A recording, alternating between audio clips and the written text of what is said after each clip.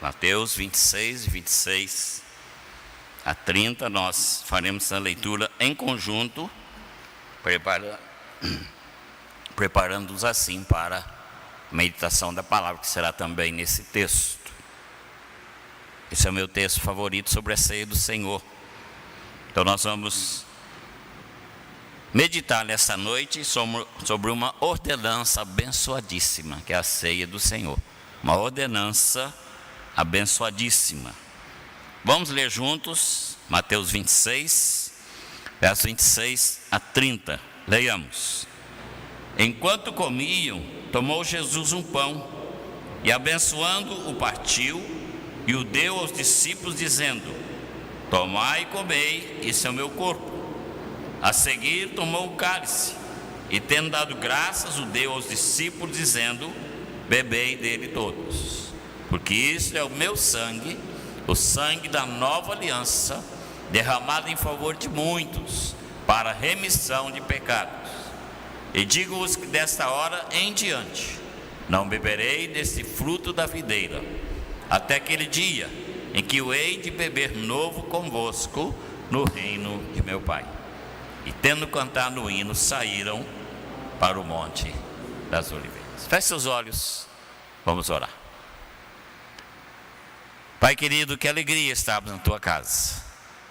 Podemos sentir no coração o que sentiu o salmista quando escreveu o salmo, em que ele expressa alegria dizendo: alegrei-me quando me disseram, vamos à casa do Senhor.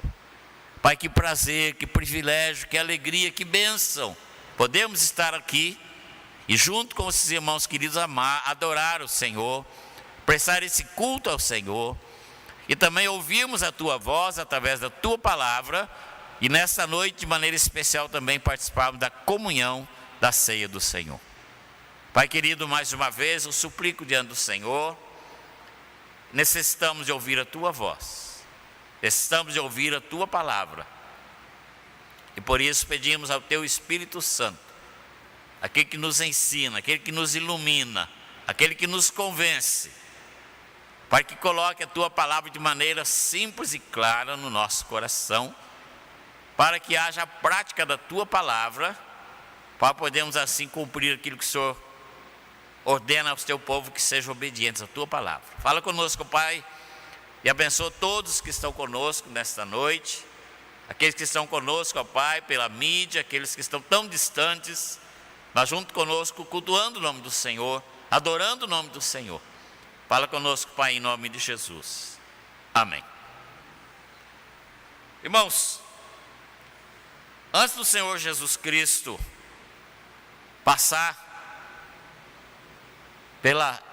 pelo sofrimento em seu lugar e em meu lugar, antes de ele entregar a sua vida ali na cruz do Calvário, ele instituiu ou estabeleceu duas ordenanças à sua igreja: o batismo, que é o meio de mostrar às pessoas que você é uma nova criatura em Cristo Jesus, então você é recebida por batismo, identificação. Então, através do batismo, a ordenança da identificação. E a ceia do Senhor, uma ordenança de comemoração. Comemoração de quê? Da morte do Senhor Jesus. Comemoração do grande sacrifício feito por Ele em nosso lugar, ali na cruz do Calvário. E por mais, queridos, que a gente estude sobre a ceia do Senhor, Ele nunca sabe tudo sobre a ceia. Então, sempre que a gente se aproxima do texto falando sobre ceia, seja nos evangelhos, seja na carta de Paulo aos Coríntios, capítulo 11, a partir do verso 23, Paulo dá orientação, vamos usar uma parte também daquele texto. Então nós aprendemos algo importante sobre essa ordenança abençoadíssima. Qual o significado dessa comemoração? Toda comemoração tem um significado. Toda festa que você vai, que você participa, Todo o trabalho comemorativo na igreja tem um significado. Qual o significado da ceia do Senhor? Qual a origem desta ordenança? A origem é o próprio Senhor Jesus Cristo. Então, como diz alguém, não é um ritual feito pelo homem. Nós sabemos que os homens são especialistas em montar rituais, em montar os detalhes dos rituais, em decorar os detalhes dos rituais. Mas essa ordenança não é um ritual, porque ela foi ordenada, instituída, originada na própria pessoa do Senhor Jesus Cristo. E onde foi que aconteceu então a origem dessa ordenança? No cenáculo em Jerusalém. O Senhor Jesus manda 2 de seus discípulos para preparar o local. E na hora certa ele reúne ali com os 12 para ministrar essa ordenança da ceia do Senhor. E a alguns quilômetros dali estava o Jardim das Oliveiras, ou Getsemane, onde ele vai logo em seguida para orar e ser traído por Judas Iscariotes, anunciando que Jesus vai voltar. Então é um lembrete. E todas as vezes que você for questionado sobre a ceia, você vai dizer, é um lembrete que o Senhor Jesus vai voltar. Ele falou que estava tomando a ceia aquele dia com os discípulos, até em que iria beber novo, não só com aqueles 12 homens, ou 11, mas com todos nós, a igreja eleita e preciosa. Então, queridos, quando eu participo da ceia, estou declarando a obra consumada do Senhor Jesus Cristo na cruz do Calvário. Então, que mantenhamos bem fresco na nossa mente e no nosso coração esse significado da ceia do Senhor. Que jamais nos esqueçamos disso.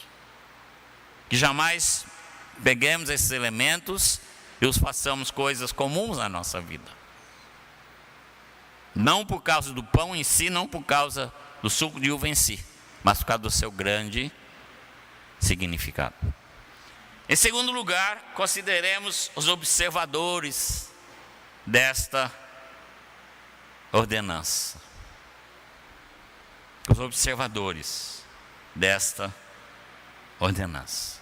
Igual nós vamos para 1 Coríntios 11, versos 27 a 31, que diz assim: por isso, aquele que comer o pão ou beber o cálice do Senhor indignamente, será réu do corpo e do sangue do Senhor.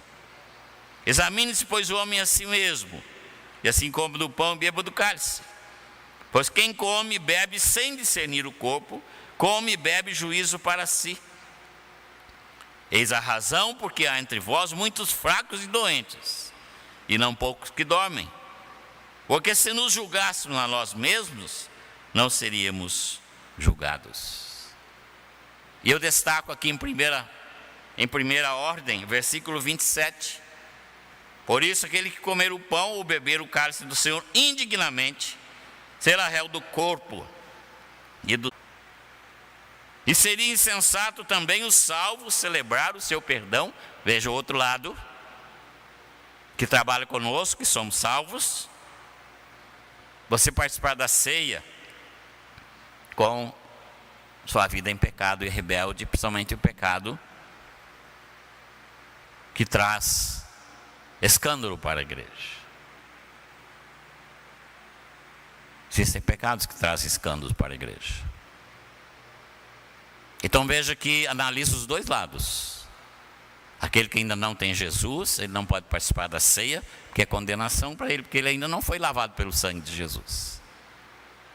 E aquele que já tem Jesus como Salvador e Senhor, tem que participar da ceia, confessando os seus pecados.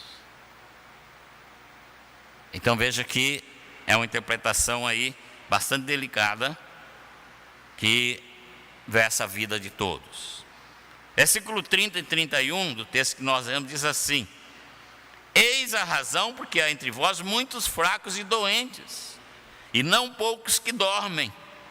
Porque se julgássemos a nós mesmos, não seríamos julgados. Irmãos, Paulo aqui está chamando a atenção aos irmãos da igreja de Corinto, crentes desordeiros. Porque antes da ceia eles tinham uma outra festa, uma outra comemoração. E nessa comemoração eles comiam, bebiam, se embebedavam. Depois iam participar da ceia embriagados. Então Paulo escreve àquela igreja para exortar aqueles irmãos. Verso 27 aparece a palavra indignamente. Isso não se refere à pessoa daquele que participa, mas se refere à maneira pelo qual participa. Que indignos todos nós somos.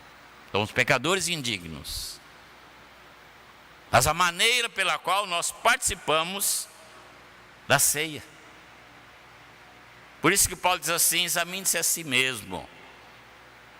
Se você, nessa análise, você julgou a você mesmo, você foi seu próprio juiz, você detectou algo que pode atrapalhar, confesse.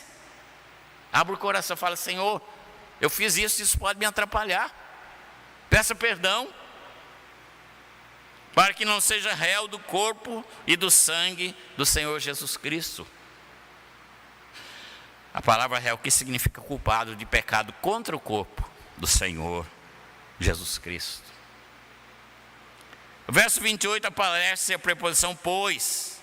Então é a alternativa certa para o autoexame. Então é necessário que haja uma preparação para poder participar da ceia, para que a ceia realmente seja uma bênção na nossa vida. E Paulo continua diz: pois quem come, ou seja, o motivo do autoexame é a confissão de pecados. Então por isso que sempre antes da gente ministrar a ceia, a gente chama a igreja junto conosco para que se autoexamine, para participar dignamente da ceia do Senhor, para não tomar para si juízo ou condenação, sem discernir o corpo, ou seja, não avaliando devidamente. E a igreja de Corinto, queridos, parece que tinha muitos irmãos em situações difíceis na igreja, porque não examinavam a si mesmos e participavam de maneira indigna da ceia do Senhor. Paulo diz que tinha muitos doentes, muitos que estavam dormindo,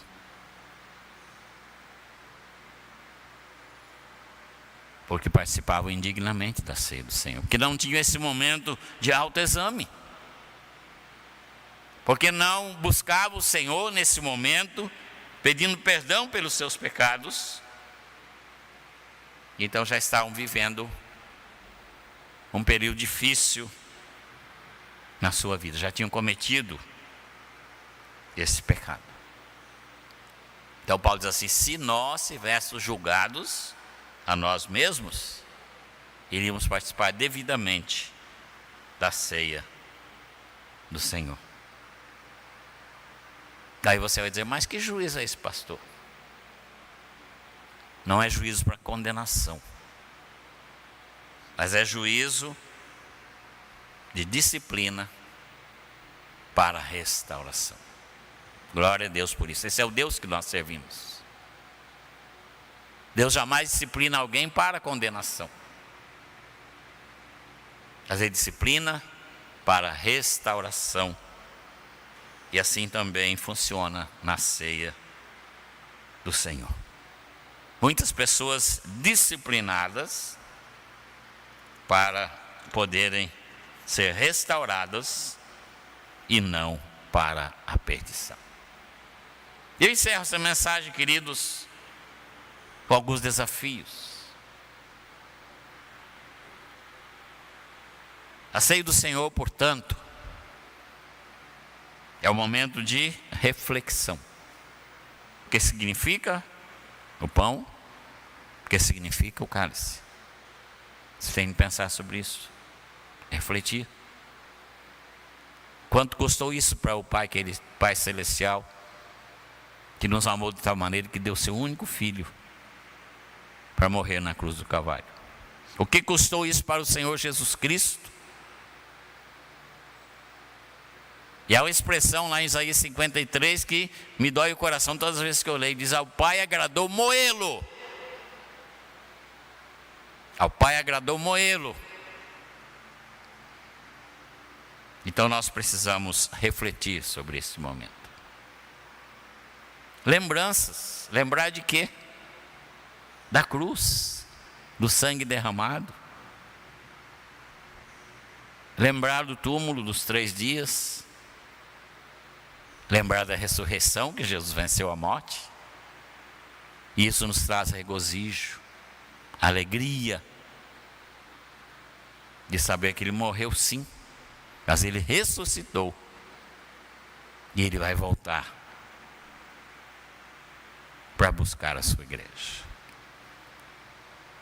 Portanto, a ceia do Senhor deve ser celebrada sempre com o exame profundo no nosso coração. Paulo não diz assim: examine a si mesmo. Se você tiver algum pecado, vá embora, não tome a ceia. Não, ele não diz isso. Examine-se a si mesmo, coma do pão e beba do cálice. Ou seja, faça um autoexame, julgue a você mesmo. Fala: Senhor, eu tenho errado dessa forma, dessa forma, dessa forma. Mas estou aqui para pedir perdão. E receber o perdão de Deus. E assim participar da ceia. É muito difícil, irmãos, quando a gente, como pastor da igreja, percebe que um irmão ou uma irmã, membro da igreja, não participou da ceia. Isso é preocupação para a gente.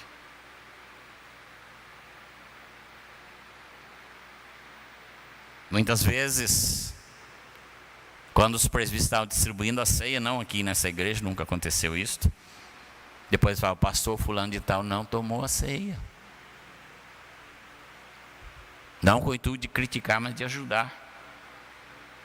Porque naquela semana mesmo a gente ia procurar esse irmão, saber por que ele não tomou a ceia.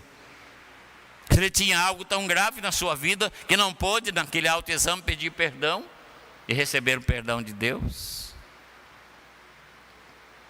Examine-se, pois a si mesmo, um exame profundo no nosso coração. E eu pergunto para você, que já pegou seu cálice com os nossos diáconos, você está preparado para receber a bênção dessa ordenança do Senhor Jesus? Fazer isto em memória de mim. Como está a sua vida espiritual?